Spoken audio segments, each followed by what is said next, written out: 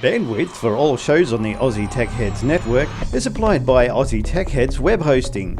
For a fast, affordable and reliable Australian server with fantastic support, contact Aussie Tech Heads web hosting at aussietechheads.com.au. Aussie Tech Heads, Australia's best hosting service.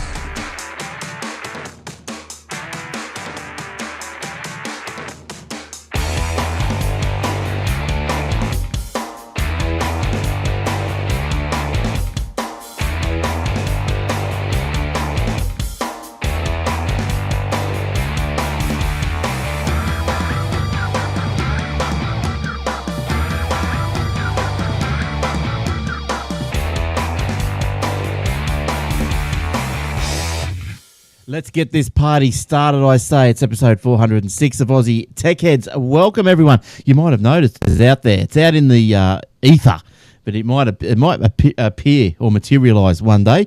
Who knows? And Jason last week, and it just actually didn't make it to the feed, but we might release it soon as a YouTube. Sounds good. All right, yes, well it is. Yes, I'm back. I've been away for 2 weeks, but now I'm back. So let's get into it. And tonight we're joined by... It's a vicious rumour. I have nothing to do with it. How we doing, mate? Yeah, good, thank you. So been crook, been busy, and what else has been going on? It's been about that, yeah. Been crook, been busy, been flat out, all the above.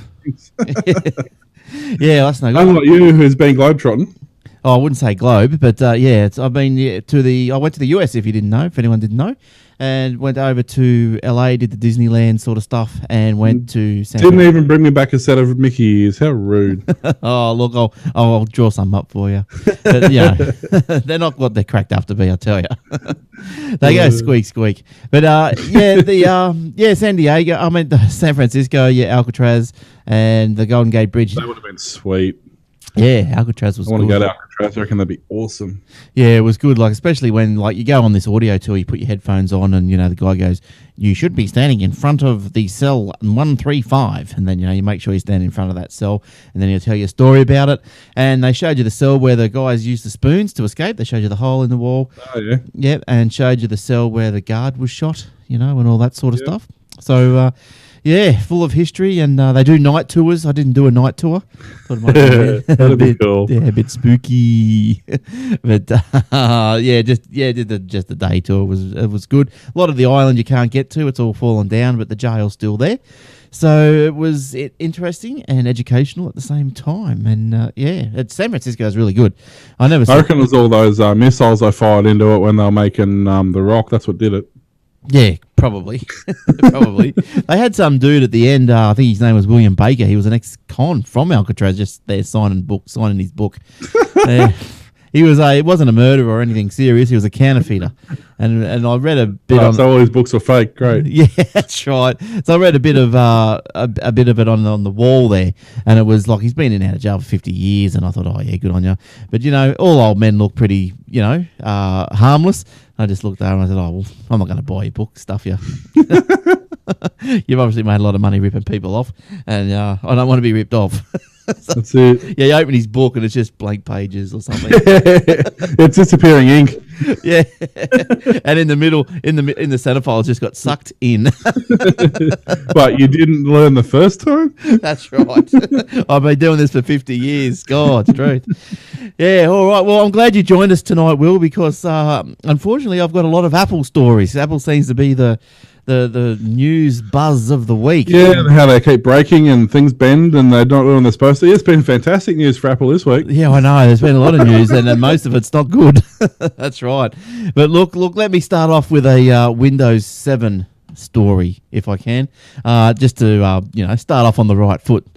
Windows 7 product end of license date. The following Windows 7 products will reach end of license on October 31st this year. Now, that's right. Yeah, Windows 7 is getting old. The Windows 7 Ultimate, the Home Premium, and Home Basic.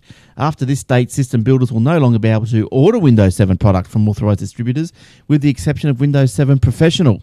So, system builders are permitted to sell through any inventory. System builders are permitted to sell through any inventory. Okay, that's fair enough. And Windows 7 Professional will continue to be available, blah, blah, blah. Windows will give OEMs a minimum of 1 year's notice of the Windows 7 Professional end of license date. So there you go. It's happening, and I think there's another quick little story. Look, I might as well go on with this now while we're talking about Windows. It's probably the only two non-Apple stories I've got, so I'm glad Will's here to balance it out a bit. But we've got here, let me think. Here we go. Windows 9. That's right, Windows 9. You heard it here. Not first. Windows 9 technical review preview launch date has been confirmed. So yes, it's out and about. Microsoft will unveil Windows 9 to the press on the 30th of September. That's right. It's only 5 days away from the recording of this show. That'll be good. Yeah, invites have been sent out to members of the media for the San Francisco event. Oh, should have been there. Yeah, you should stay there another week. Yeah, in which Windows chief Terry Myerson will set out the new direction for Microsoft's troubled OS. Well, I don't know why it's troubled, but people reckon it's troubled. The company is expected to make a technical preview of Windows 9 available on the day, which will likely be restricted to the press and developers before a full public beta either later this year or early next year. So still no word on the favoured TechNet reopening, which they closed down, which is a shame. And there's no word on that reopening. But anyway, I don't know. It's beta previews that last 6 months or something now. I wouldn't mind getting that. It's got to be better than Windows 8. So it's true though with Windows. It's always every second version you want to get. So yeah. Look, I haven't had any trouble since. Well, look, I didn't mind Vista. You had to have a good machine, but Vista wasn't too bad. It was clunky, I suppose. Yeah, but this is coming from the person that likes Windows 8. So there's not I do like Windows 8. I nearly bought a 2-in-1 when I was over in the US, but if it wasn't for that darn warranty, I thought no one knew, and rightly so, I suppose. Like, you go into the Best Buys of the world, and no one knows what the international warranty is. And I rang up Lenovo, and I said, "What's the international warranty on these Yoga 2 things?" And they go, "Oh yeah, you're right, no worries." And then when I went into Best Buy, it made me question that. So I rang Lenovo. Oh no warranty. So I rang Lenovo back again. So I hung up and then rang him again. Oh yeah, no, I don't know. Oh, if you bought online, maybe we don't know. So I just give up. Yeah. If it's an international company, they have to cover the warranty regardless of where it's purchased. That's the end of it. There is no way around that. That's just the way it works. Well, what happens if the way it was put to me was if the model's not available in Australia, then there's no parts. So then you're screwed anyway. Not if it's available in that country. That's not true. Yeah, but I'm saying if it's not available in Australia, so then they ship the parts from the country it's available. They don't have a choice. If the company is an international company and sells products internationally, they have to cover it. I had this problem with Pentax. Right. A friend of mine went to Singapore or something, and his camera died, so he spent $7,000 or something on the brand new Pentax and all the lenses and the case and the whole lot, and he got it over here, and the what was it? The auto sensor cleaner thing jammed in the middle of the screen. Anyway, he took it back, and they said, "Oh no, we can't." So he rang Consumer Affairs, and they said, "No, they have to. They don't have a choice. They're an international company, and they have to replace it. And if they don't, let us know, and we'll sort it out." So he rang them back, and said, "You know, you have to replace it." They're like, "Yeah, we know. We just try not to." Oh, okay, right, nice. Yeah, well, to give you an idea, look, when observations from going over to the US was things were a lot cheaper. I don't know why, everything, food, taxis, computers, everything. Why? Because there's no Australian government running the place. That's why. Yeah, I don't know. Look, it's probably more than that, but and the minimum wage is a lot lower, and they rely a lot on tips. But having said that, that's still. And I think rents are a lot lower. Well, their lifestyle, they don't. Generally, they live in an apartment building, a kitchenette maybe where you can make a coffee, not a full-on kitchen where you're expected to cook. Their lifestyle is eating out and takeaway. That's the way it works. You don't cook food, you go and buy it. Or you have it come to you. Even Macca's home delivers now. Yeah. But look, it was, say for this Lenovo Yoga 2 or whatever it was I was looking at. I think it was... Lenovo yogurt, that'd be tasty. Yeah, it was about $1,200. Over there, and I looked up on the Australian store, and it was about 1,900. So it's a pretty big difference. Pretty big difference. Okay. All right. Now that's my couple of Windows stories. Now we better. I know I have got another little story, but let's see what Will's seen through the week. What have you Me? got your chompers there's all into? sorts of interesting things. The excuse me. Samsung has held their notable innovation launch event. They held on Tuesday night, and they're revealing launch details of a heap of stuff, including the Galaxy Note 4, the Galaxy Note Edge, which is an awesome piece of technology. I really hanging out for that, and the Gear VR, which is basically a virtual reality style headset, and it looks really cool. Like, remember virtual reality was a big thing, 15 years ago? It was all over the place. It was huge. Yep. So this is kind of designed to bring that back, given that they've already got the technology in a lot of areas for it.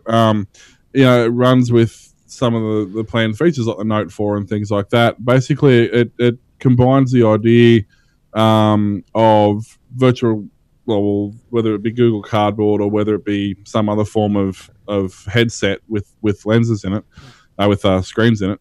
It actually has a touchpad built into on the side of it as well. So you can actually control things rather than just being passive about it. You haven't got to try and get your hands on the device. And interestingly enough, it's actually powered by the Oculus Rift software that they built for their Oculus Rift. So that's pretty cool. Has a heap of apps and stuff like that. There's not a lot about it at the moment, other than the fact it comes with 16 gig micro preloaded with some games and some videos and things like that. There's basic games like a 3D ring toss where you've obviously got to throw the rings onto poles and stuff like that. So it'll be interesting. They reckon it's going to be about $250. Yeah, nice. That's which is pretty decent price for a set of VR goggles. And just quickly, obviously, they've talked about the Edge and the Note 4. Basically, the Edge is going to be similar in size to the Note 4, which I think we talked about a couple of weeks ago, except the main difference is the Edge actually has a screen that curls around onto the side of the phone. So if your phone's sitting face down or sitting on a table or something like that, it'll actually have information scrolling down the spine of the phone. Apple's got one of those curved screens. Yeah, but theirs wasn't intentional. So that's the difference. It's just a bonus. More on that later. Yeah, right. Okay, good stuff. Now, look, I've got another look. But do you want to do some Windows? I've got another Windows story, but we might do I haven't seen Windows on any of my feeds. What are you like tapped into the Microsoft RSS newsletter or something? I'm on the Bill Gates and Steve Ballmer email list. No, just a couple of fun. Look, we'll do this other one because this is a fun one before we get into Apple. Now, Steve Ballmer, we all know who he is. He stepped down as whoever he was, the CEO of Microsoft recently. Now, he is, believe it or not, he is the person responsible for the blue screen of death. Did you know that? No, but it doesn't surprise me. I mean, he gets... Yeah, it doesn't surprise me. The screen was prompted by an application that had crashed and gave the user 3 simple keyboard commands to choose from when it appeared. Hit escape. Control, Alt, and Delete. Yeah, hit escape to go back. Enter to close the application, or punch in a 3-key command again to restart the computer. So according to Microsoft, the message was created during the development of Windows 3.1, when Ballmer, who was then the head of the systems division, went to visit the Windows team to find out what they were doing. Because probably nothing was happening. Probably find out what are these guys doing over here. They showed him the Control-Alt-Delete function. There you go, Will. They showed him the Control-Alt-Delete function, and which he was impressed with, but he didn't like the wording of the message. So he goes, "This is nice, but I don't like the text of that message. It doesn't sound right to me," he said, allegedly. So the engineers challenged him to do a better job, and that's what he came up with. The good old that text on the Windows. I don't know. I think it's changed on Windows 8, but just the. Yeah, it's not the blue screen of death. It's like the purple and the pink and the yellow screen of death. Yeah, he sent the team an email some days later containing what he felt the blue screen of death message should say. When Windows 3.1 appeared, his proposed text message appeared more or less verbatim in the final product. Ballmer's words met their demise with the advent of 95, although their ghost lived on, slightly modified message through to Windows ME. Well, there you go. Bollocks, like 95. So what they're trying to say, 98 XP and Vista Windows 7 has never had a blue screen. Well, I'll tell you, when you turn your computer on, you didn't have to wait long to see his pros. No. So I wish they had got rid of kept the options for escape or enter though. Would you like to keep working? Yeah, okay. That'd be much better than Restart. well, I've got two options. I can kick the computer and press the button on there, or I can hang on, Control Delete doesn't actually work because the computer's completely locked up. But hang on. Do you want to? He's responsible for the Control Delete. I didn't realise he wrote the blue screen though. Do you want to just push escape and go back to work? Yeah, okay. that's it. And and it works. Oh, there's an error, but we can work around it. Would you like to do that, or do you want to restart everything and lose what you're working on? Yeah. Oh no, I'm just going to restart everything. Thanks, that's fine. Yeah, crazy days, eh? Back in the early days of Windows 3.1.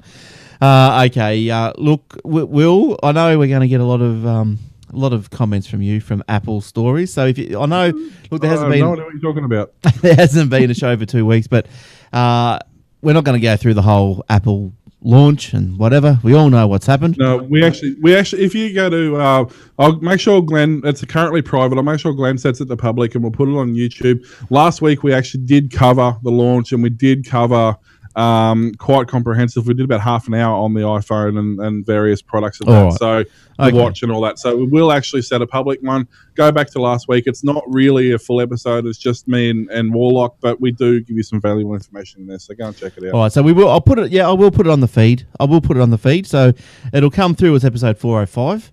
And it will, but it'll just pop in, I don't know, whenever, after this one. You'll just see it one day. It'll just be there, 405. You go, ooh, nice. So look on the lookout. Ooh, I got 2 episodes this week. Lucky me. Yeah, but be on the lookout for 405 because it'll be slotted in to the line. You know, it won't be like 406, 407, 408, 409, 4010, 405. It'll be in its proper place. So you have to keep a little bird's eye view out. Now, okay. That's going to confuse us more than them, I think. Probably. I don't even know what I just said. Now, yes, okay. So Apple's launched the watch, 2 iPhones, iOS 8. Now there was a iOS 8.1 released, an update released last night or the night before. It's been pulled because there's issues. Because it was broken, yeah. It was. It's disgraceful, isn't it?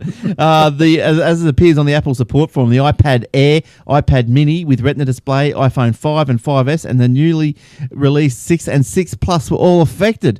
Apple has pulled iOS 8.1 following reports. We have received reports of an issue with 8.01 update. We are investigating, so blah, blah, blah. They've pulled it. But it was... it basically turned your really expensive iPhone 6 into a Gen 1 iPod. That's right. But there's also complaints around the Wi-Fi range for significant latency on devices that previously had fast connections, speeds dropping despite a strong Wi-Fi signal or losing connection altogether. There was battery issues. Yeah. So the fingerprint scanner stopped working or started giving misreads. So what are they doing? I don't know. Would this happen when Jobs was around? I don't know. No, because they would have actually tested their stuff first for several months and left their phone in a bar. Yeah, it's getting a bit like that's true. Well, that's right. Maybe they should just get these things out in the wild a bit more before they start just releasing. Yeah, that's what it comes down to. Mass. Apple still thinks that they control everything. The problem is they do control everything. That's actually their own problem. Is that they say this software is ready to be released. Have you tested it? Well, that guy over in the corner did, and he didn't have any problems with it. Yeah, that's right. That's basically what it comes down to. They're actually, by trying to tighten their security and tighten their grip on their own products, they're actually falling into the trap of closed testing and closed internal work. And Google did the same thing. Google, especially in the early days of Androids, when they're trying to keep it, not hush, but they're trying to keep it sort of contained. They did the same thing. Everything was tested internally, and they had so many problems with it. I'm not just talking, and not just Android. Even if you go back to when the search engine was released, and when the Talk was released, and when G Plus was released, and when all this stuff was released early on, they started testing it all internally, and it all worked perfectly, of course, because they're all geeks and hackers and how-to guys. That's right. As soon as they put it out in the real world, people are like, look at Wave. That was a classic example. It worked perfectly internally. As soon as it went into the real world, people just stood there and looked at it and went, I have no idea what's going on. That's right. Look, Wave was okay. It did get probably a bit confusing if you got too many waves going on. And then we all ended up waving it goodbye. I mean, and don't forget too, this is on the back of their whole schmozzle the last couple of weeks with username passwords getting borrowed. So now they've obviously entered their two-factor authentication, which is all fine and dandy. Part of it relied on the PIN code, and part of it relied on the fingerprint sensor. So now the fingerprint sensor doesn't work. There goes your two-factor authentication for signing into anything that belongs to Apple. And the I suppose if that's not big enough, like an error in iOS. So what did iOS 8 people that updated do? They would have had to have restored. Assuming it didn't brick your phone, which there's also reports of that happening. But having said that, there's also reports, and I was listening to Triple M during the week. She updated to iOS 8 and it bricked her phone. So it's not just 801. iOS 8 wasn't without its faults either. Well, yeah. Well, I've updated a 4S and a 5, and I haven't done the iPad yet, but I've had no drama. So. But I didn't do the 8.01, so they pulled it. It was luckily because they pulled it by the time there was issues found. It was our night time, so not too many people were affected. It was only a few 100,000 people that had downloaded it by that point. But I suppose like one of the other if you're saying to yourself, oh, that's pretty bad, that's pretty big, that's massive. But if that wasn't big enough, the iPhone 6 Plus is just bending like rubber bands. I'm sorry. Let's make a really, really thin piece of aluminium. Let's throw some glass in front of it, and we'll call that structurally sound, shall we? Yeah, it's your own bloody fault. So now we've got Bendgate, as the issue has already been dubbed on the social media sites. It is a reminder of 2010's Antennagate, when that iPhone 4 problem was reported. You're holding it wrong. That's all it is. People are holding their phone wrong. That's the only problem. Well, why do you want to put it in your pocket right, anyway? It won't bend. But I like how it says here, the situation might be particularly troubling. This is going back to the bendy phone. The situation might be particularly troubling for those who wear skinny jeans. What are skinny jeans? Tight jeans. You know, things that you and I wear, but unintentionally. Okay. The rest of the world has to buy theirs. Ours just come that way naturally. According to reports, blah, blah, blah. Your pants are too tight for your phone. There you go. Basically, stick it in your back pocket. And because it's, okay, as you can see, like it's a bit hard to see on this shot here, but this is obviously a plastic phone, and it won't bend because plastic is structurally sound in this scale. The back's solid and the front's solid plastic, which is actually glued to the phone. The weakest points on any phone are going to be where the case that it's thinnest. In this case, it's going to be where the volume control, I don't know if you can see that, but there's a volume control on one side, power control on the other side, or maybe where the headphones go in there. The way this phone's designed is it won't bend. I can reef on that and it's not going to bend. It won't bend. It will go from being one piece to snapping in half. And if I put that in my back pocket, I know it's there because it doesn't bend. It sticks into me. The iPhone being really thin aluminium, keeping in mind that not only is it thin aluminium, it's milled. And so where all those points are, where the charge point goes, where there's almost no metal at all, that's the only structure in that phone, because the back plate doesn't have any structure in it because it's a piece of, 1/4 mil thick aluminium. So there's no strength there. So, and given that it's a glass front, not plastic front, it's all glass. It doesn't have the plastic polymer in it. They didn't use what do they call it? Rhino glass, whatever it was called. Yeah, Gorilla Glass. Gorilla Glass. They use this new breed of technology that's not supposed to break, even though that guy from Perth disproved that. As soon as it gets any pressure at all, it's going to find the weakest point. The weakest point is going to be where the control buttons are, and it's just going to bend. And the thing is, because it bends so easily, you're not even going to be aware of it until you pull it out and try to use the thing. What's the solution, Will? Don't make your phones out of aluminium. No. For the people, there's been the other option is don't carry your phone in your back pocket, which you should never do anyway, because it's the easiest pocket to be pickpocketed from. Well, what about you have to get a skin for it? Get a plastic skin. Won't help. It's not a unibody at that point. That'll just peel off. You can see in those photos you showed before where the screen's actually delaminating from the aluminium. You put a case on it, nothing's going to happen. The case is just going to flex around the frame. The only solution is to not bend it, which means don't carry it in your back pocket. Well, I don't carry my phone. I don't want to sit on it, so I don't carry it in my back pocket. Well, that's the thing, and that's the thing I don't get. You see it, especially with teenagers. They put the phone in their back pocket. I don't know why. You're going to sit on it, which is going to cause problems, or you're going to sit down on something. It's going to fall out of your back pocket, or it's going to jam on something. Say, sitting at a bus shelter, and you try to stand up, it's going to hit the back of the thing and jam on there on the way up anyway. And it's the easiest pocket to be pickpocketed from. So it's the same as people who carry wallets in their back pocket. Other than the fact it's going to mess your back up for your entire life by doing it, it's the worst place you can carry it.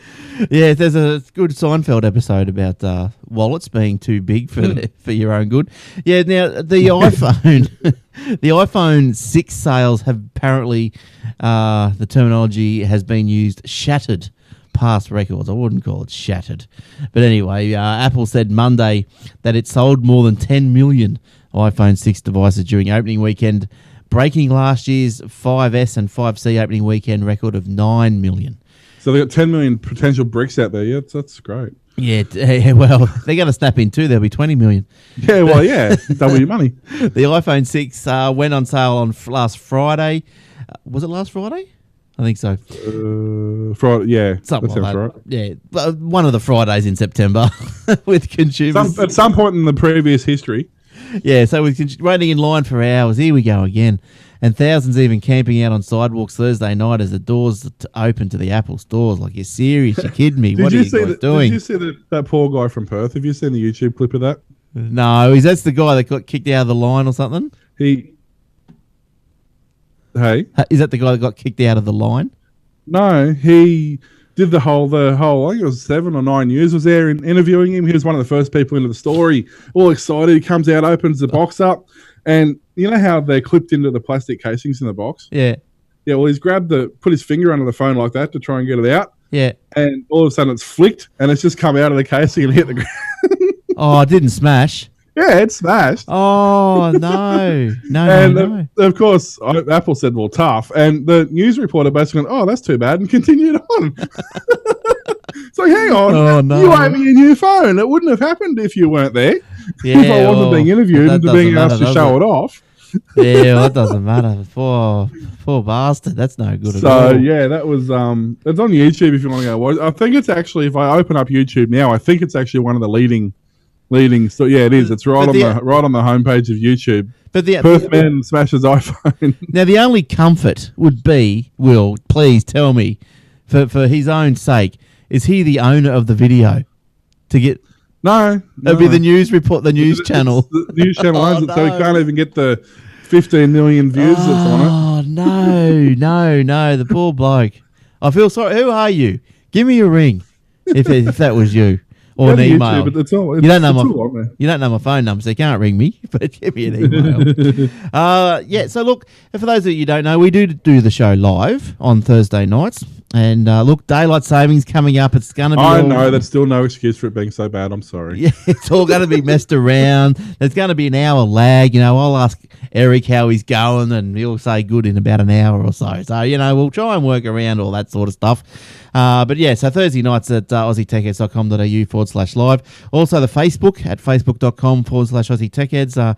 Look, we try and put up some Android and iOS free apps of the day when we can and when they're suitable. Some days in a row, there's nothing suitable. It's all rubbish. But actually, speaking of free apps, keep ad-libbing you. Just reminded me of a story I'll try and find while you're talking. All right. So, yeah, that's the Facebook. And, look, the radio. Come and join us. The radio has been restarted onto a different server, which means that you probably have to research it in your Shoutcast favourites or in your Shoutcast app. And something I came across was there's no Shoutcast app anymore for iOS. So that's disturbing. Really? Yeah, it's very it'd be part of the Apple Radio or whatever it's called. Is it? Wouldn't surprise. Yeah. Well, there's no... Shoutcast had an app. Well, that's no longer. That's... We should still be able to watch it, listen to it straight from the webpage anyway. Yeah, you can. But if you need it on your phone or whatever, there are apps out there that do Shoutcast streams. So you get yourself a Shoutcast streaming app. Tune In Radio, I think that might do Shoutcast. That'll find it anyway. That's what I use on my phone. Yeah, but anyway, if you want to get some instructions on what to do, just go to aussietechradio.com. And, just research for it just for us because the stream has changed server. And some of you might not be able to go, what's happened to the stream? It's gone. It's finished. But no, it hasn't. It's just relocated. And also the paper, aussietechheads. No, what is it? Yeah, aussietechheads.com.au/paper, twice daily. A couple of great stories. 2 weeks off and that's it, you're done. I know, I am done. Fried, brain fried. Yeah. Jeez, it was hot over in LA, I'll tell you. We're through a heat wave. Thank goodness I went in the heat wave. It was like 40 degrees. It's hot. And no humidity, yeah. Yeah, that was the only saving grace, I suppose. Although it was very, very hot, there was just no humidity, so it was totally bearable, which was really good. I liked. And I actually watched a bit of the keynote for the first time. Wasn't in my pajamas, so that was good. So it would have been like lunchtime, wouldn't it? 9 o'clock on the west. Yeah, breakfast show. Yeah, I know, it was great. So tuned in, and I'm not sure where I watched. I didn't watch it from the Apple side. I think I might have watched it through Leo. I watched a couple of bits and pieces of it. It was like, I don't know, midnight or 2 o'clock or something here. Yeah, it's early. It's too much for me in the morning. But yeah. But anyway, let's get back to. Well, let's leave Bendgate away. Oh, here's one up Will. Here's one right up Will's alley. Now let me get leave my alley out of this. Oh, you love this alley. Do you realise, Will, that $199 will buy you an Windows 8.1 tablet at Target? Yes. $199 will buy you a Windows 8.1 tablet. No, but here's where you come. Thanks for sticking with us. We're back. Now, we just had a little break because just to appease the people who like to watch us on YouTube, the video, I'm still using, VidBlast. I'm still using the old antiquated technology, but and it stopped recording, so I had to restart it and, blah, blah, blah. So let's hope it'll record for another 30 minutes to do this show out so we don't have to do the little breaky again. All right, now Will was telling us about free stuff. Now, I'm not sure how much or where the video stopped, but Will's telling us about free stuff. So take it away, William. Dear. Yeah, so basically Amazon, it's an Australian-only Amazon Australia, which is quite weird that we get given free stuff. But, you can go to the Amazon Australian website, which is, funnily enough, amazon.com.au, and apps for Android. So if you're an iPhone, tough luck and sucked in. Basically, there's $165 worth of apps that are available for free. I don't know how long this is going to last. It's currently up at the moment, and it has been since I noticed it this morning. But there's everything from Office Suite, there's Swipe Keyboard, even games like Sonic the Hedgehog. There's some internet printer options. Sketchbook, there's some photo apps like paper camera. Oh, paper camera's very cool. I've got to get that because that's an awesome app. There's air harps and there's all sorts of schedulers and I'm there with air harps. So anything with air harps in it, I'm there. Try and keep me away. So basically, we pretty much just need to go to amazon.com.au, or you can install the app on your phone, either way, the Amazon app. But so there's approximately $165 worth of stuff there for free. So it's worth going and getting as much of that as you can, because once you've got it for free, you've always got it. You never have to worry about it. So even if you uninstall it again, you don't have to worry about it again. So good. Now, have you finished with that story? Oh, yeah. Yeah, okay. I don't know. At abrupt endly, I got distracted. I was only shiny. Now, I've got a link that's been sent in from a live. What do we call the live people? A live lounger, Monaro man. A human. Yeah, a human. A live human we have. Actual human being. An actual human that actually listens to the live show. He sent us in a link. Now, I'm going to try and play this for you. It's a YouTube link. And look, just quickly, because I know this is primarily audio. Kind of what we covered before, but I've heard today.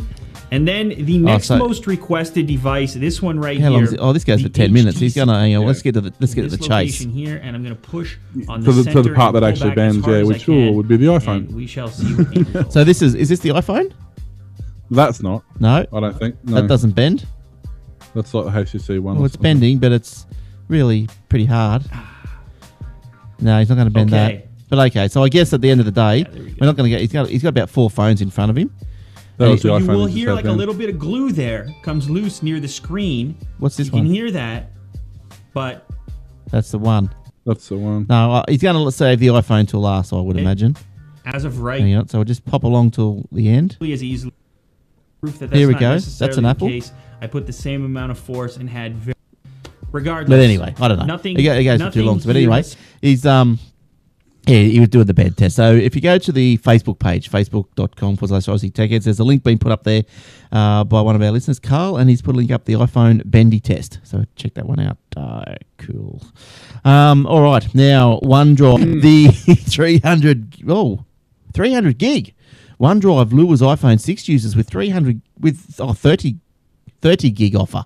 Jeez, get my eyes test, 300 gig. Okay, so let me find a graphic for that. Oh, did I do a graphic for that one? Might have. Is that one it? No, yeah, that's it. The 30 gig offer isn't as straightforward as it might first appear. Rather than giving users the full storage capacity to use as they wish, it's split 50-50. So what you got is you've got your 15 gig base where you upload anything you want and 15 gig camera roll bonus. So you've got to say to your iPhone, you've got to use the OneDrive as your upload camera thingy, upload your photos to it, sync your photos to your thing, and you get 15 extra gig for it. The announcement was aimed squarely at recruiting new users who have purchased an iPhone 6. For users getting ready to install iOS, so this means you won't have to need blah, blah, blah. Stuff. All right, so you get the idea. So OneDrive, 30 gig offer. Lucky you picked that story then. If you want to read that story, if you're interested in more of it, the bits, because I skipped over a little bit there. But if you're interested, go show notes. So, okay, it's aussietechheads.com.au. I don't know. It's not /show notes. Maybe I should make that one. But but anyway, follow the links to show notes. It should be. It will be. Better get on that tonight, and by tomorrow morning that link will work. Yeah, it's probably a good idea, isn't it? Probably is a good idea. Well, it's not a stupid idea, put it that way. Yeah. All right. Now, look, this has probably been my last Apple story. Then we can get... Well, I will hear from you. Well, what else have you got? I've got a couple others. I need to do a quick... this is something I don't normally do. My brother-in-law, he has just had a email from the State Library of Queensland. He's had a bird blog for quite a while. You can go to QLD Birder, so Queensland Birder, .blogspot.com.au, and they just travel around Australia, and every time he sees a photo, he uploads it, puts some information there. It's really neat. But he actually just got a message from the State Library of Queensland stating basically they want to build a comprehensive collection of publications, and with their documentary heritage in the future and stuff like that. And basically they want to add his website to the Pandora, which is the Australian archiving for historical documents and things like that. Nice. So I have to just say shout out to John for that. He did a really good job. But yeah, if you go to Queensland Birder, qldbirder.blogspot.com.au, it's just absolutely fantastic. There's some amazing. Hey, how do you spell that birder? Is that BIRDER? BIRDER. So Queen's QLD Birder. Yeah. .blogspot. Yep. .com.au. I might even fork out for his birthday and buy him a .com.au of all of his own. Oh, now that he's got national or Queensland recognition from the State Library. Oh, but yeah, go and check the site out, even if you're not interested in birds. And I'm not particularly interested in birds, but man, some of these photos he comes up with, like there's a magpie goose. I didn't know there was such thing as a magpie goose, and it looks like a goose, or it looks like a magpie, and it's the size of a goose. Wow. So here we go. Queensland Birder. That's it. How do you get in the pictures? Just scroll down. Scrolling down. Oh, yeah? There's information on them, and he talks about them and where they are and everything and stuff like that. So he takes these photos. He takes these photos. He's got just a pretty much bog standard point and shoot with a 30 by optical lens or something. It's like a Pentax point and shoot. Yeah, nice. It's not even a digital SLR, no special lenses. I know he is looking at buying a proper one, but because they travel, it's very... He did have a good one that got damaged in the travelling, so he just started using that one, and... I'll tell you what, I don't know, I don't understand this scam, but I'm going to call it a scam because it happened 3 times while I was on the one street while I was in San Francisco. And just walking along, minding my own business, as you do in a foreign place, and the shopkeeper just comes out and starts talking to you and says, "Come in, you want to show you something for your camera?" They're trying to sell you these lenses. Right? Well, this one lens that fits the still camera, the video camera, does the wide angle, lets a lot of light in or some crap, and it's only one thing, and you don't have to buy all the other heavy things or whatever. So blah blah blah. But anyway, it starts off at 1,400, and by the time I walked out the shop, it was down to 300. And I just said, "Oh, I'm still not interested." I said, "You just wasted half an hour of your time and mine." Yeah, because what happened was Kim engaged him, you see. I normally walk straight past, but you don't do that. Yeah, Kim engaged. So anyway, I'll blame it on her. But what's the scam? I don't get the scam. I know it has to be a scam. What is that? This is the thing going now? They're just trying to sell. It's probably not a scam. It's probably an actual thing that they buy for 5 cents. Yeah. So it's probably not a scam in terms of it's probably an actual product that they really sell you that probably does most of the stuff they say. Yeah, well, it does. It did. I got the full demo and made me think, I'm going to look up one of these when I come home and see how. That's what I mean. It's probably really nice. The difference is they probably bought a 40-foot container of them and paid 11 cents each for them. Yeah, yeah. Well, that's where the difference is. You know. Yeah, so if you're going over there, just be careful of the lens cap scam. It's not as bad as China. It's really not. Now, look, here's another one, Will. I know you love negative Apple stories, but I can't believe there's so much this week just after the high of the new releases. The Apple love affair is finally wearing off, and people are finally realizing that they're actually buying a 2-year-old Samsung. I don't know if look, they're still nice little phones, but to be honest, I'm not sure if I'm going to go and get one. Look, my 5 is going okay. It seemed like the Telstra plans had increased $10. Now, whether or not that's because the phones have increased in value, I haven't really sorted that out. But, you know, like I can reduce my plan now because I'm out of contract, so that's $10 off. I can reduce it another $10 a month if I go to a prepaid. So and get more talk and data. So with Telstra. So, geez, I'm sort of well, I mean, I got the Note 3, which is, let's face it, effectively the thing anyway. And my plan's still cheaper than even one of their cheap iPhone plans. So, yeah. So what? Yeah, what? Who are you with? Are you with Optus or something? Telstra.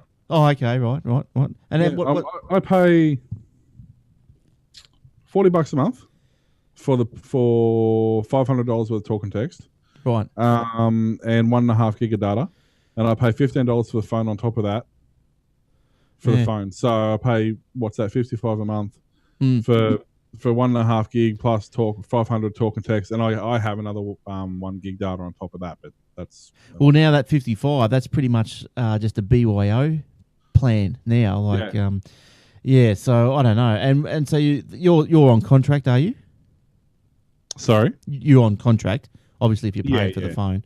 Yeah, okay. Yeah, look, I don't know. They do an upgrade thing now where every 12 months they actually send you an email and say, "Hey, it's been 12 months. Do you want to pay $60 to get out of your contract, and we'll sign you up with a new one and a new phone?" Yeah, okay. Yeah, look, I just thought, I know it's actually $2 a week or something. It's just $80 it would cost me a month. I'm just thinking, $80 against 55, and I just keep my old phone. It doesn't bend. No. Yeah, work does everything you want to do. Nothing. It doesn't do anything the new phone does. Maybe when everyone starts accepting payments with the new phone and all that sort of stuff. Maybe when all the new features start coming, online and more prevalent in the society. Maybe then that's a time I might think about it. But hang on. By the time Apple introduces all that, they'll be like, it'll be old news then. Yeah. Oh yeah. Look, there's no worries. I'm not going to ditch the phone or anything. I like the Apple ones, but we've got the biggest problem with Apple is they haven't actually innovated since Steve Jobs left. All they've done is basically follow in the footsteps of what other companies have done. Waited to see if it's worked. Once it's worked, they've gone, "Oh, that'll be our next release," and then they've got the hype back about that excitement that everybody else has already done. There's nothing new or special about their devices. There hasn't been since about the iPhone 2. There's nothing unique or that you can't find anywhere else. The phones aren't better. They're not more reliable. They haven't got better battery life. They're not more stable. They don't have less problems. They're not less prone to viruses. There's nothing about them that makes them different, except they've got a different operating system on them. And are you saying physically? What are you saying is worse? Both physically and intangibly the software. Effectively, they're using old technology. Effectively, they're using old technology that they're putting a new face on it and calling, "Hey, look what we've just developed." That's not true. The stuff they've used has already been on the market for the most part. And even now with the new phones, the cameras are lower spec, the screens are lower spec, the battery life's less expected than in most other phones on the market currently.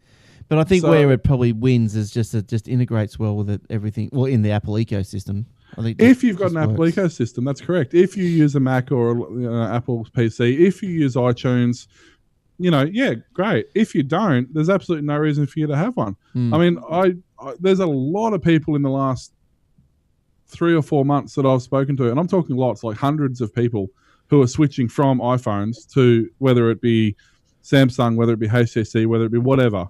I'm not specifically big noting Samsung over everybody else either, because they're not without their faults as well. But in terms of comparing apples to Androids, it seems that a lot of people seem to be they're sick of the whole problem. The Apple infrastructure. They're sick of the updates wiping all their files, and they're sick of iTunes crashing and them losing their sync stuff. I've never had any of that though. Like I've been happy with it. Look, since I'm off contract. The only I would. Sorry, but I'd never probably go back to another Android phone. But I'd be more likely to dabble with a Windows phone. Well, that's something else too. I mean, the new Windows phones aren't horrible. I mean, they're not. Once again, they're not breaking any records, but they're priced at that. They're priced and they're designed with that in mind. They're not expecting somebody to fork out $1,000 for a new. Yeah, for a new thing. Because I want to buy like pretty soon, like a 2-in-1 laptop. So tablet, Windows PC laptop 2-in-1 thing. So I don't know, but look, I'm happy with my 5. I'm not sure if I'm going to upgrade, but look, another negative Nelly story. This is a bit of a thing. Like you can please most of the people most of the time, but you can't please all the people all the time, sort of thing, because. Who doesn't want stuff for free? So Apple gives away the U2 album for free, and then it blows up in their face. I don't get this one. I just don't get it. If you don't like it, well, don't search for it and play it. Just push it aside or something. But so what happened was Apple made has given U2's latest album for free if you've got an iPhone, and it's free in your iTunes library. It just automatically appears. So you don't have to download it. It's just there. And people get going crazy about it. I don't understand it. It's like, well, hang on. Okay, fine. Go and buy it. Yeah, like some users had complained about the fact that Songs of Innocence, which is the name of the record, or the album, record, had automatically been downloaded to their devices without their permission. Oh, go and have a cry. Hang on. Give me the phone. I'll call you as a wambulance. Hang on, it's coming. It's on its way. Yeah, send them a box of tissues. I mean, is this going back to when Windows 95 came with Weezer and that sort of stuff, like as default music or in the My Videos folder? Like really, it's what's an album? 300 meg maybe. Oh, I don't. Yeah, it's not been immediately obvious to many of the account holders how to delete the tracks. Seriously. But anyway, it's well, that's iPhone for you. If it was Android, you go click delete. So obviously, it's way too complicated. Maybe they shouldn't have done it. Maybe they should have, just left it for the Android users. I don't know. Oh, look, but anyway, it was only for the 6, wasn't it? It was only for was it the latest iOS update? Yeah, well, I got it on mine, and I got the 5. On the latest update. Yeah. Yeah.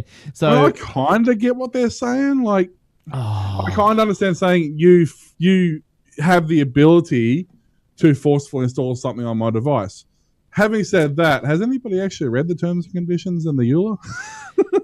Yeah, but I suppose they have the ability to install stuff in exactly the same way they have the ability to pull stuff, like they did a couple of years ago. Yeah, I can't think what it was, but there was a major cry out when they pulled something that wasn't supposed to be on there in the first place. Flappy Bird. You reached inside my phone and you did this and you didn't have my permission. But I mean, like seriously, like all they got to say is like, yeah, it was part of the iOS update or whatever. It's part of.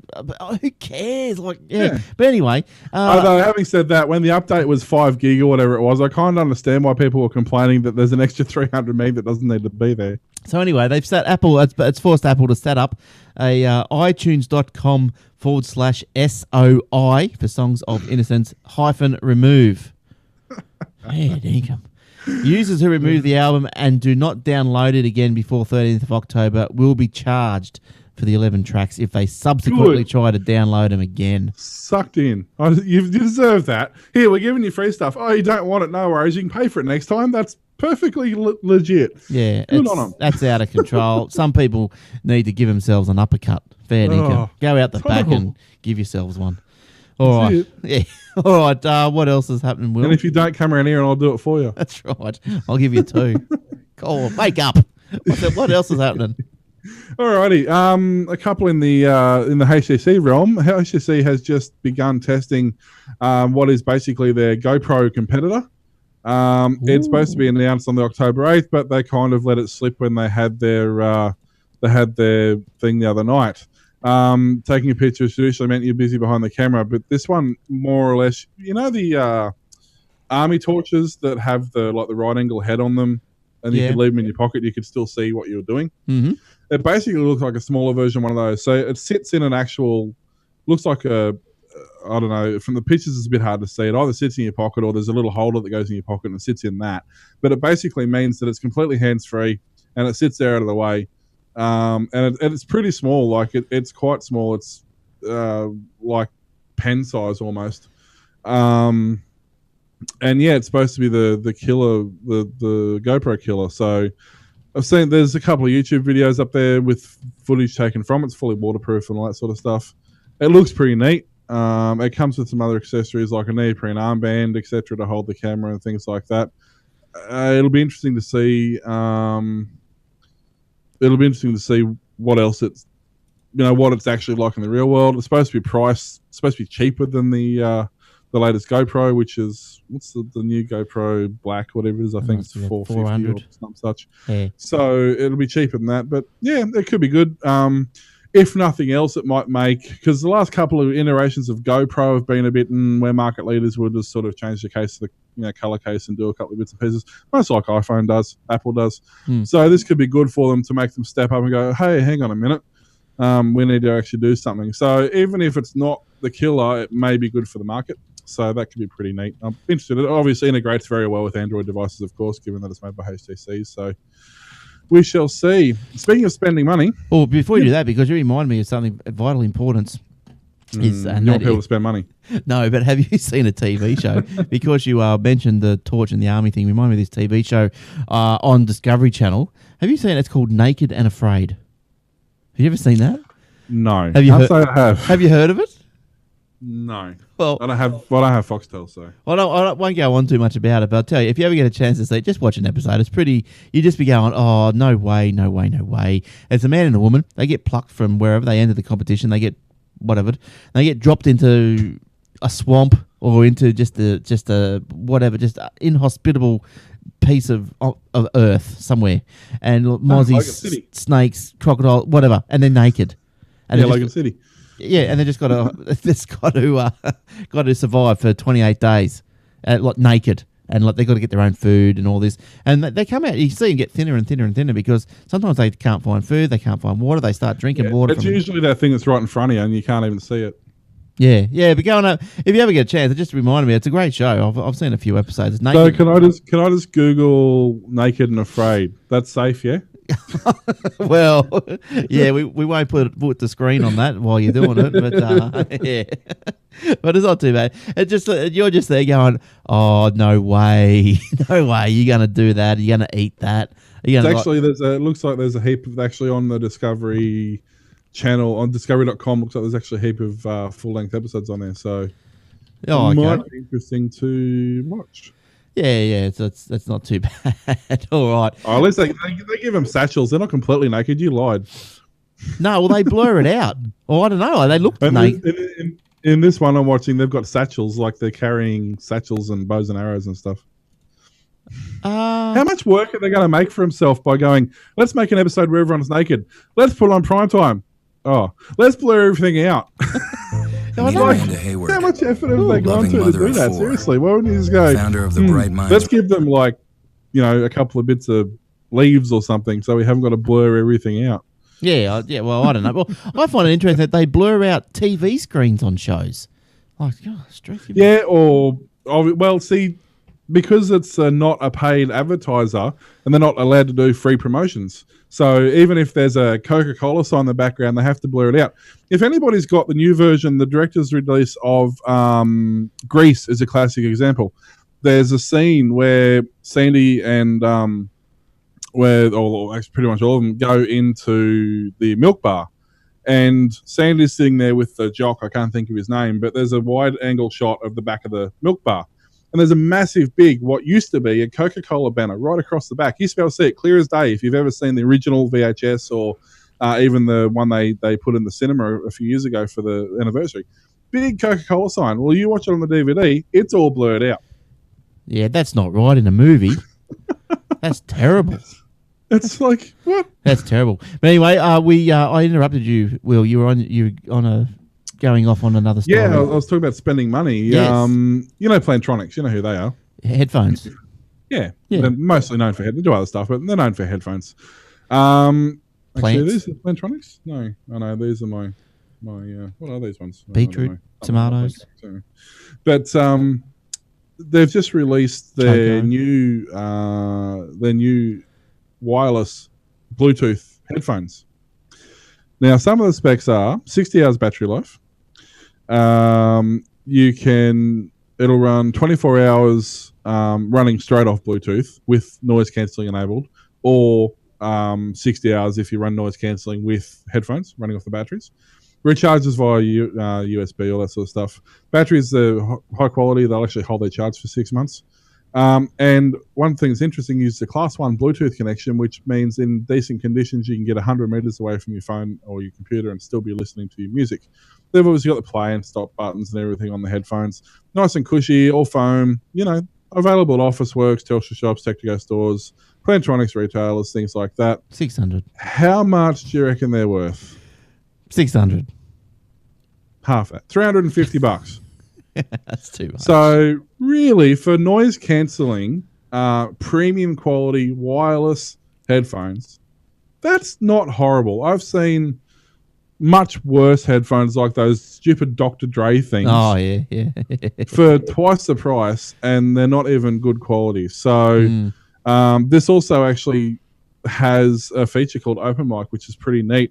And it's fully adjustable. So if you're in a loud environment, you can crank that right down and basically cancel all the background noise.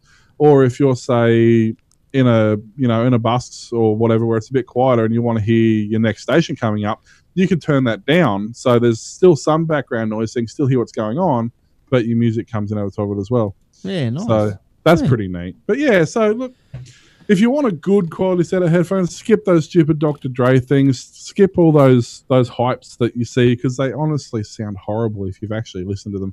And I'm not talking MP3s, because all MP3s are tinny and compressed. Get a proper studio FLAC or WAV file that's done at, we're talking a one song in a studio WAV file is like 3 gig. So that's the sort of file size I'm talking about. You get one of those, you listen to that, and you'll instantly notice a difference in good quality headphones versus bad quality headphones. Yes. Although, having said that, people sit there and listen to their phone that they've recorded something off Rage with. So, I mean, we're not the audiophiles we used to be, are we? No, we're not. We're not. That's right. Because, we're all compressing and trying to get things onto 16 meg iPods. Well, that's it. I mean, even this podcast is compressed. I'm assuming we're 128 kilobits, which is 100 times less than what the original recording would actually, if you recorded in RAW. I think the raw recording comes out about 1.5 gig. Yeah, and then that goes down to, 60 meg or so for an episode. That's right, yeah. So, my voices are much, much better than what we actually sound fantastic in real life. You should hear us in real life. That's right. All right. Look at all those tickets. Now the BBC. This is my last story for tonight. The BBC has stuck their 2 cents worth into the Australian copyright debate of sorts. The BBC's commercial arm, BBC Worldwide, has said that ISPs should do more to combat online piracy. Now, they're responding to a review of online policy by the Australian government. It said that the ISP should be alert to suspicious behaviour among customers. It has revealed that 13,000 Australians attempted to get hold of illegal copies of the new series of Doctor Who via file-sharing services. I don't understand why, though. Especially Doctor Who. It's on live at 4 a.m. Yeah, but if you... It's on iView. Exactly, that's right. And you can watch it on... Well, can you watch it back on the iPlayer or whatever it is? Yeah, the iView. Yeah, I'm pretty sure you can. The biggest... And this comes back to it. Australian internet is so crap that half the time you can't actually watch it. Yeah, right. That's like... We've got a set-top box, and it supports iView and Rewind and all these other live, channel-sponsored things. 90% of them never work because the internet is so bad, or they require some stupid script, or they require X amount of memory, or they need to do this. Yeah. I've never had any trouble with iView or anything. Or iView, I have to admit, is one of the better ones. But if you're on like a slow connection, it won't work because it doesn't buffer very well. A lot of those ones. I'll tell you what I have problems with, and I have problems with the commercial TV catch-ups. I don't know why they're so bad. They're pathetic. They really are absolutely pathetic. And they put just as many ads in them. Yeah, but look, sometimes it just sort of doesn't matter. You just think, well, yeah, but at the end of the day, then if you can't watch it, well, what do? You go and do the naughty. Speaking of, have you finished with just them complaining, or? I'll finish up. I'm just gonna say the BBC went further, blah blah blah, should give it blah blah blah. And did you get that? Yep. And it said that this includes the use of virtual private networks. They don't like that either. Through the UK, allow users to watch iPlayer services that are unavailable in Australia. Oh, poor them. Effective and decisive action is urgently needed to address the rising tide of online copyright infringement. It wrote in a submission. There's a bit here where it says, the guts of it anyway was that what they want is that if you're found doing it, then you get letters, or the ISP should be monitoring your actions, and if it's found that you're illegally downloading stuff or using VPNs to access content illegally, then they are saying what they should do is your connection should be slowed on each infringement notice that you receive until you get down to, I don't know, 1K an hour, I suppose. That's it. Well, they could just find another way of doing it. And speaking of torrenting and stuff, Lionsgate, who is responsible for things like the Expendables and the Expendables 3, which has just been released, they're actively taking down the torrents as fast as they're going up. Expendables 3 is officially released in the theaters. Basically, it was leaked a month early, the full HD cinema copy. And it's not the only one. There's been a few others that have done it. And the only people, according to Lionsgate, who had control over this version of the video was Lionsgate. And yet, miraculously, it was leaked on the internet a month before the show went to air. But anyway, so they've even asked Google to clear up their cache. All the Kick-Ass torrents and Lime torrents and all those have all had takedown notices saying, and they get a takedown notice. They comply, It's just a torrent. They don't host it. They just host a torrent file. So that's right. But basically, so Lionsgate's actively doing this, and they're threatening to sue everybody who's downloaded it. So that's a good way to, make friends. And of course, they're blaming the downward turn on the box office on opening weekend. They're blaming that on the torrenting. What, from 150 million to 145 million? Yeah, not the fact that it was a bad movie or anything like that, or the fact they pissed off all their fans. And basically, there's a giant blog, and I'm trying to find it at the moment. I found it this morning by complete accident. I cannot find it now. But there was one I was reading, and it had, I think it might have been on the Kick-Ass Torrents takedown notice page. There was something like 500,000 comments saying, I will never watch this movie. There you go, Lionsgate. How do you think about my share now? Basically saying, if we had downloaded it and we liked the movie, we were going to watch it. But now that we can't see it before we go and watch it, we're just going to wait till it goes to video and somebody else torrents it, then we'll watch it. So you're not going to get any money out of us at all. But once you watch it, you're not going to go and pay and watch it, are you? Well, no, we have. There's some movies we've watched and thought, oh, that's a pretty ordinary movie. I'm not going to go and see that. Other ones we've watched and gone, like Star Trek 2 and, so there's just been some movies that have come out where we're watching like Red 1 and 2 or Expendables 1 is another example. We've watched them and gone, hey, we're going to go and see that at the cinema because it was such a good movie. So we actually do that. There's movies we'll watch where we'll go to the cinema and after we've downloaded it and watched it and liked it, we'll go to the cinema and watch it. Yeah. Oh, whereas if we had never have seen it in the first place, we would never have gone to the cinema to watch it. So they've lost out there. And if we download it, watch it, and it's not that great of a movie, we wouldn't have gone to see it anyway. So they haven't missed out anyway. But even like with video companies need to get their brains around this concept. But even if you want to buy the video on iTunes, say you want to do the right thing, you're not getting a high quality website with an AdFly link on it and make 30 cents every time somebody downloads it. Yeah, but it's not a high quality version anyway. As far as I can see, I think it's all rubbish. Well, no, you can get there's some 4K torrents floating around now. No, I mean iTunes. No, but that's what I'm saying. Like, you can have high quality versions. The one that was released was the cinema release. It was the cinema quality release, the one that got torrented. Yeah, but I'm saying you can't get high quality versions on iTunes if you want to pay for it. No.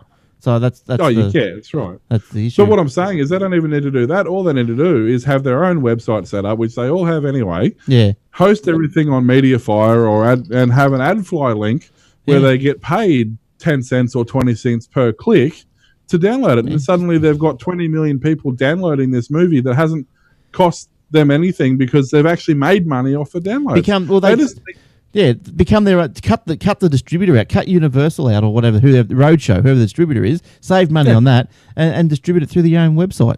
I mean, if you want to distribute the cinema, fine, that's not a problem. You can do that. But have a second option for, I don't know, people who live in the middle of nowhere, not near a cinema, for example. And have 1K download speeds. Yeah. Anyway, we're going to have to, we'll cut that one. Anyway, that's inadvertent. well, that's good. That's good. Anyway, we got to go because we're over time and things have come up and I want to get out of here before this video stops again. So all right. So anyway, thanks for joining us. Back into normal programming structure as of this episode, hopefully. So good stuff. All right. Thanks, Will. Thanks for coming in. No worries, mate. And shedding your expertise and valuable opinions all over the place. Between you and me, all right? All right. And okay. And thanks for everyone for downloading and enjoying the show. And we hope to be heard by you again next time you download, which hopefully will be automatically in your iTunes account. Let you update to 8.01 and brick your phone. Okay. So we'll see you next time. Okay. Hopefully you listen to this on your iPod. Yeah. That's right. Okay. Bye for now. Ta-da. See ya.